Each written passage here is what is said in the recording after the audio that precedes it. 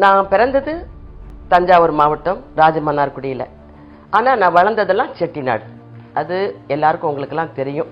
ஏன் இதை சொல்றேன்னு சொன்னா, நான் பிறந்த மாவட்டத்தில் உள்ள நிறைய பேர் இருக்கிறாங்க கலைஞர்கள். அவங்கெல்லாம் என்ன சினிமாவில் அறிமுகப்படுத்தலை. செட்டிநாட்டை சேர்ந்த முத்தையா செட்டியார் தான் என்னை அறிமுகப்படுத்துறது.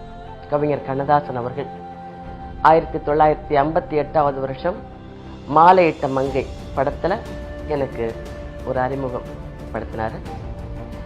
நான் அதுக்கு முன்னாடி நிறைய கதாநாயகியா தான் நடிச்சுக்கிட்டு இருந்தேன் நாடகங்கள்ல எல்லாம். படத்துல தான் நான் வந்து காமெடியா நகைச்சுவை வேஷத்துல வந்தேன். நகைச்சுவைன்னா என்னன்னு எனக்கு தெரியாது. இப்படி பண்றீங்களே அப்படின்னு நான் கேட்டேன். இல்ல நீ நடி பார்க்கலாம் அப்படின்னு.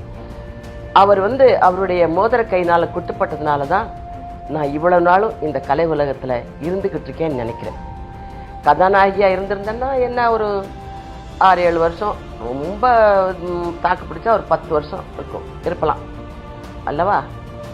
இந்த நகைச்சுவை கதாபாத்திரத்தில் நடிச்சதுனால தான் இதுவரைக்கும் நான் நடிச்சுக்கிட்டு இருக்கேன். இதுவரைக்கும் உங்களுக்கு நீங்க எல்லாரும் எனக்கு ஆதரவு கொடுக்குறீங்க.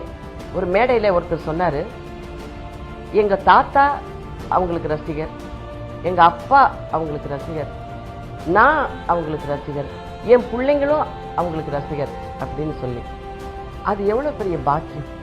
இந்த பாக்கியத்தை கொடுத்ததே கவிஞர் கண்ணதாசன் தான். அந்த நன்றியை நான் மறக்கக்கூடாது.